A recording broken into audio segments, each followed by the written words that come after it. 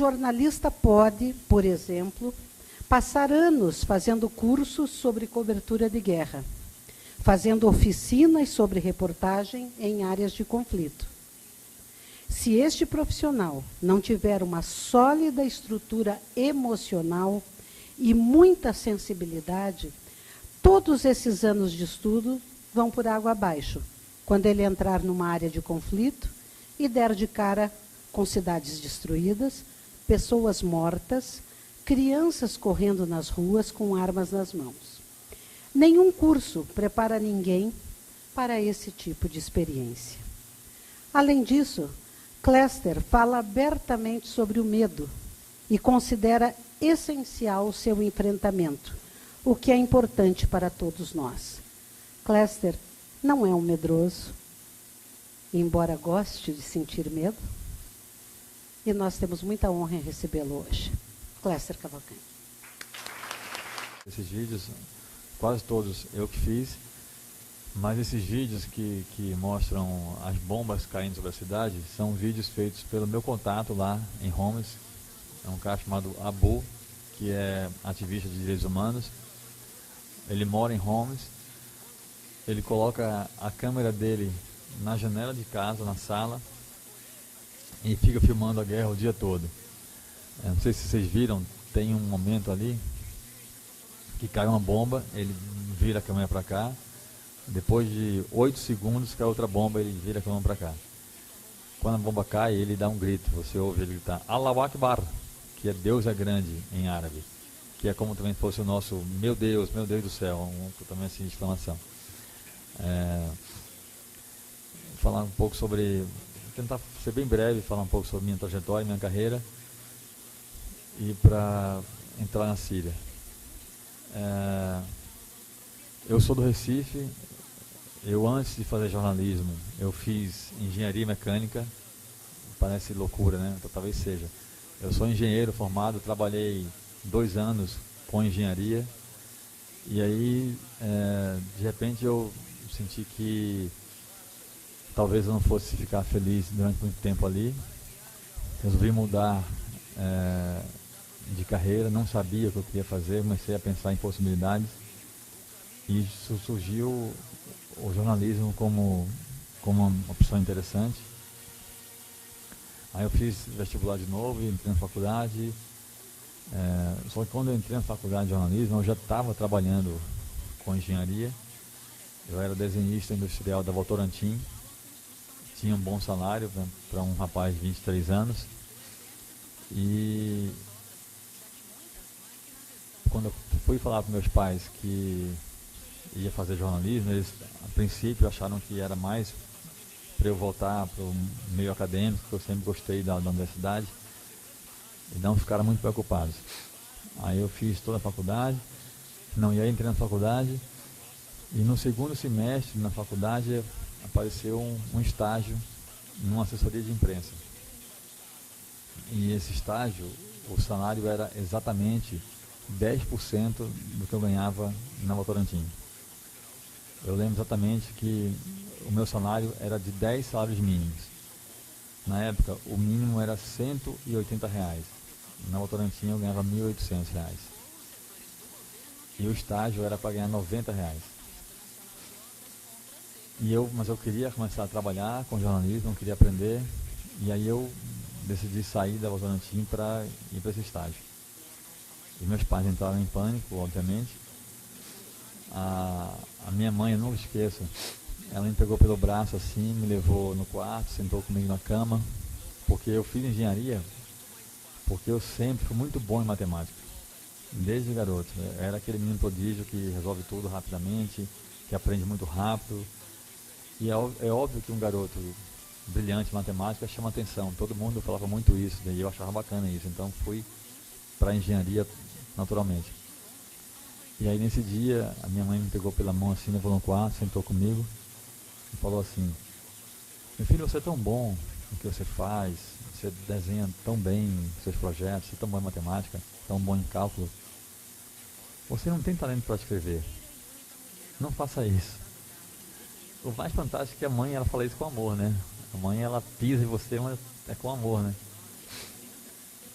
E eu não ouvi minha mãe, fiz jornalismo e saí da Votorantim e fui fazer o estágio lá.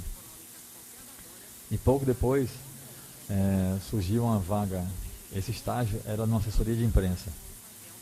E aí pouco depois surgiu uma vaga numa assessoria maior, um lugar grande, já com um salário bacana. Não sei quantos aqui já trabalham com jornalismo. Pessoal, se quiser ficar aqui, ó, aqui tem bastante lugar, ó, pode vir na boa. Não sei quantos aqui já trabalham em jornalismo, mas a gente sabe que assessoria de imprensa geralmente paga melhor do que o jornal, né? Então eu ainda estava na faculdade e já tinha um salário melhor do que muitos mais velhos do que eu, formados e como repórteres de jornal lá no Recife. E aí, 1 ano e meio depois de entrar nessa assessoria, eu ainda era estudante, mas tinha carteira assinada, tinha 13º, férias, tudo direitinho, um salário bacana, tinha carro da assessoria, tudo. E aí, 1 ano e meio depois dessa assessoria, no meu último ano de faculdade, surgiu um estágio no jornal Diário de Pernambuco. E de novo era no estágio, sem nenhum direito trabalhista, e o salário era menos da metade do que eu ganhava na assessoria de imprensa. E mais uma vez eu decidi sair do emprego para ir para o estágio. E mais uma vez meus pais ficaram muito preocupados, minha mãe de novo veio falar comigo. Ela falou assim, parece que você, quando as coisas estão indo bem, você quer complicar. Mas eu achava que era importante para mim ter aquela experiência em jornal. E eu fui para o jornal, e foi graças a esse 1 ano que eu fiquei no jornal que surgiu o convite que mudou a minha vida. Eu estava me informando quando, não sei se vocês já leram ou ouviram falar de um jornalista chamado Laurentino Gomes. Laurentino é autor dos livros 1808 e lançou há pouco tempo 1822. Nessa época o Laurentino era editor executivo da Veja. Ele era o cara que chefiava as sucursais da Veja por todo o Brasil. E aí um dia o Laurentino me ligou, eu não conhecia o Laurentino. Um dia ele me ligou e fez a seguinte pergunta: o que você acha da ideia de passar 360 dias do ano dentro do mato? Eu não sabia o que era, mas eu falei assim, acho ótimo, estou dentro. E aí ele foi me explicar que a Veja iria contratar uma pessoa para ser correspondente da revista na Amazônia. Essa pessoa iria morar em Belém, no Pará, mas teria a missão de fazer reportagens em toda a região amazônica. Eu nunca tinha ido para a Amazônia, nunca tinha nem sequer sobrevoado a região, mas desde garoto eu sempre tive muito interesse por vida selvagem, por floresta, por aventura, então aquela ideia me pareceu bem interessante. Eu topei e, assim, coisa de Deus, 3 meses depois de me formar em jornalismo, eu estava morando em Belém como correspondente da Veja, na Amazônia. E fiquei lá durante 2 anos, foi um período fantástico, aprendi muito, fiz reportagens sobre todos os assuntos que vocês puderem imaginar na Amazônia, meio ambiente, tecnologia, tráfico de drogas, violência agrária, conflito indígena, polícia, justiça, política, economia, tudo que acontecia na Amazônia inteira era eu que fazia. Então era eu sozinho para cobrir 9 estados. A Amazônia ela cobre 61% do território brasileiro e eu sozinho tinha que fazer isso. E foi fantástico porque eu morava em Belém, no Pará, mas eu estava sempre viajando e fazia matérias na região inteira. Então várias vezes nessa época, eu fui para Rondônia, para Roraima, para Amazonas, para o Acre, para Amapá, Mato Grosso do Sul, interior do Pará todo. Foi um período fantástico. Aí em 2000 eu estava fazendo uma matéria que era uma denúncia sobre roubo de terras públicas quando eu fui sequestrado em Belém. E aí por causa desse sequestro a Veja me transferiu para São Paulo. E aí assim eu fui parar em São Paulo, que é onde eu moro até hoje. E em São Paulo eu trabalhei em várias revistas, fiquei um tempo na Veja, depois fui para Viagem e Turismo, para a revista Terra, que era uma revista que era muito parecida com a National Geographic, que acabou infelizmente. trabalhei na VIP, estava no Estadão até o começo do ano passado, e aí fui para Isto É.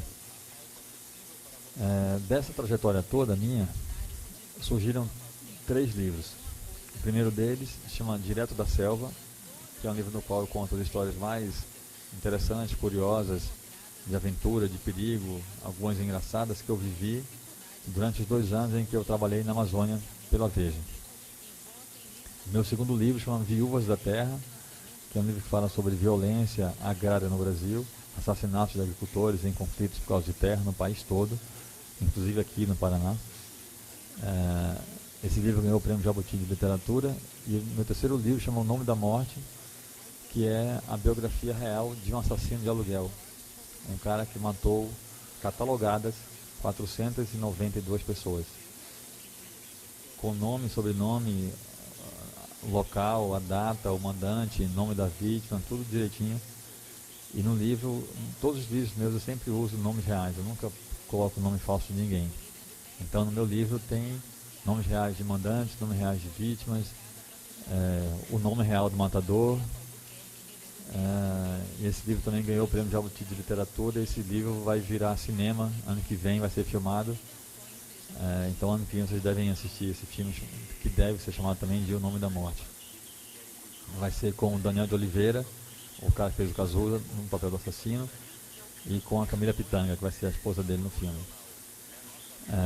E aí, ano passado, em maio do ano passado, eu fui para a Síria, cobrir a guerra. Não era atribuição minha, eu era editor executivo, não tinha a missão de fazer reportagem.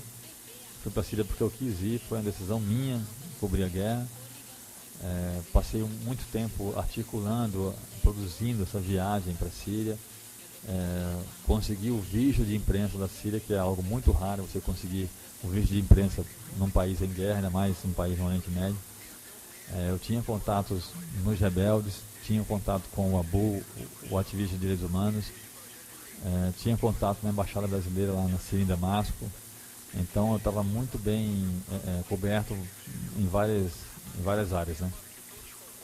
E em maio do ano passado eu saí de São Paulo para ir para a Síria. No meu visto de imprensa tinha uma observação manuscrita em português e em árabe. Isso está no livro, eu vou mostrar depois aqui a foto, está na contracapa do livro, tem isso, e tem umas fotos também dentro do livro. No visto de imprensa tinha uma observação escrita em português e em árabe, que dizia assim: apresentar-se ao Ministério da Informação imediatamente após a chegada. Eles queriam que eu fosse no Ministério da Informação da Síria, em Damasco. E eu não fui, porque eu sabia que se eu fosse, eu sabia que eles tinham colocado essa observação para eu ir até o Ministério. Eles iriam colocar um oficial do governo sírio na minha cola para me acompanhar para onde quer que eu fosse, e para não deixar eu ir aos lugares onde a guerra acontece de verdade, né? Então eu não fui ao Ministério para poder não ficar preso aos desejos do governo sírio, né? Então por isso eu não fui. Quando eu saí de São Paulo, eu peguei um avião para Beirute, no Líbano, e não para Damasco, na Síria, porque eu queria ir para Beirute, e de Beirute ir direto para Homs, que é a cidade da Síria onde a guerra é mais intensa, sem passar por Damasco, para poder driblar esse policiamento que eles queriam colocar na minha cola. Eu fui para Homs porque a cidade de Homs é a cidade da Síria onde a guerra é mais pesada. E a minha missão, o meu objetivo em ir para a Síria era contar a história das pessoas que passam por aquela guerra, como as pessoas conseguem viver. A gente vê matérias sobre a guerra na Síria em jornais, revistas, sites, TVs do Brasil, e são sempre matérias muito frias, né? Matérias que falam de números, e só isso. Então é matérias tipo: morreram 50 pessoas num massacre em Homs. Aí vai ter ali uma declaração oficial do governo da Síria, uma declaração da ONU, e acabou. Aí daí a 3 dias a outra matéria: morreram mais 80 em tal lugar. e sai outra declaração da ONU, do governo da Síria, e explica nisso. E eu queria saber quem são as pessoas que estão passando por aquilo. Que sonhos elas têm, os dramas, as dores, as alegrias, como elas conseguem viver num país em guerra e principalmente na cidade onde a guerra é mais pesada. Esse foi o motivo que me levou a ir para Homs. Homs é uma cidade muito grande. Homs é do tamanho de Curitiba. Tem quase 2 milhões de habitantes. E, obviamente, como uma cidade grande que tem teatro, cinema, shopping. Homs tem a 4ª maior universidade da Síria. Homs tem um grande estádio de futebol. Homs é uma cidade considerada modelo, muito bem organizada. E eu queria ver isso, né? Eu queria mostrar como as pessoas conseguem viver numa cidade grande, debaixo da guerra. Né? E fui para lá com essa intenção.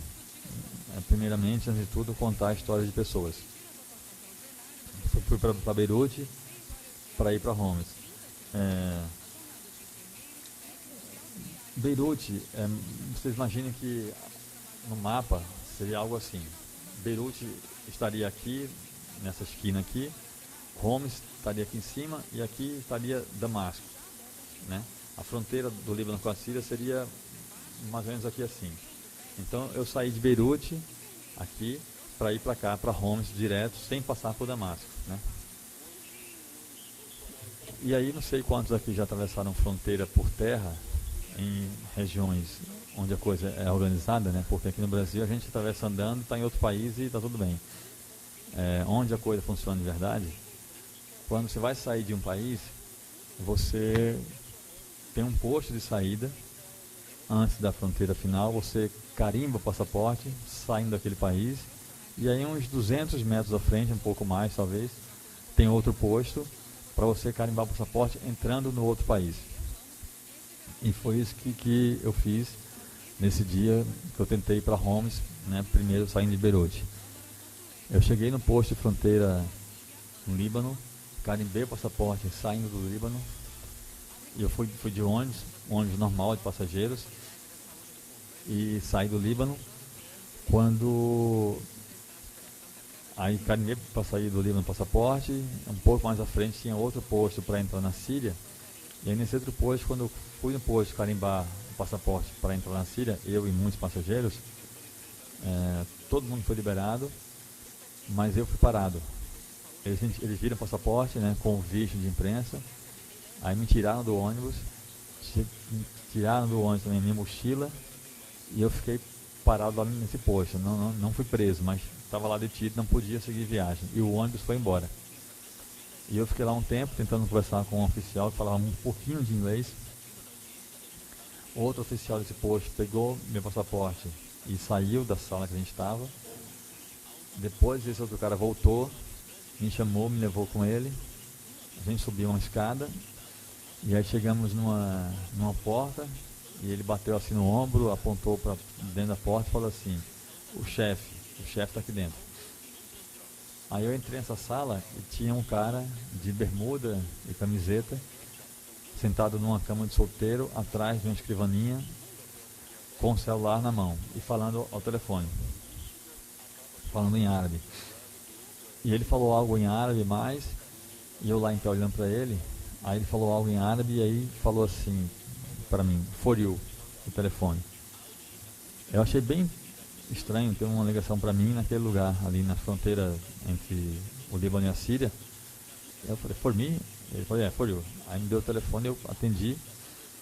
Era uma mulher muito nervosa, me dando uma bronca porque eu estava ali naquele lugar. E ela perguntou: por que você está aí? Eu falei: eu estou aqui porque eu vim fazer meu trabalho, eu estou indo para Homs. Não, você não pode entrar na Síria por aí. Eu falei: não, eu tenho visto de imprensa, está tudo legalizado. Ela falou: eu sei quem você é. Ela falou assim: eu sou a diretora de mídia internacional do Ministério da Informação da Síria. O seu visto para ser aprovado passou por mim. Você só vai entrar na Síria se você entrar pela fronteira que dá acesso a Damasco. Ela falou: não, eu estou aqui perto, daqui para Homs é 1h30 só de carro. Eu estou aqui perto, deixa eu ir para Homs, depois eu vou aí. Ela falou: não, você vem aqui primeiro. Você, no seu visto tem uma observação para você passar no ministério antes. Eu falei, mas eu estou muito perto. Ele falou, não tem acordo. Você tem de vir aqui antes. Você só vai entrar na Síria pela fronteira que leva a Damasco. Aí eu falei, tá bom, agora tem um problema. Vocês me tiraram do ônibus, meu ônibus foi embora, e agora eu estou aqui no meio do nada, sem ônibus, sem táxi, sem nada. Como é que eu faço para voltar para Beirute? Aí ela, muito educadamente, ela falou assim, você conseguiu chegar sozinho aí, né? Você consegue voltar. E aí eu fiquei calado e durou 3 segundos para ela adivinhar exatamente o que eu estava pensando. Ela falou assim, e tem mais, não tente entrar na Síria por nenhuma outra fronteira. Todos os postos de fronteira do nosso país estão avisados da sua presença. Se você tentar entrar na Síria por qualquer outro posto, por qualquer outra fronteira, você vai ser deportado e seu visto vai ser cancelado. Você só vai entrar se for pela fronteira que dá acesso a Damasco. Aí eu falei, tá bom. E aí o oficial da Síria me pegou, me levou até uma ponte, que é uma ponte que tem nessa região que liga a Síria ao Líbano, me colocou na beira da ponte e falou, go, vai embora. Eu falei, vou pra onde, cara? E ele falou, go, I'm sorry, ele dizia, aquele sotaque árabe, I'm sorry, go. Aí eu não tinha o que fazer, né? Eu saí andando na ponte, uma coisa muito surreal, eu no meio do nada.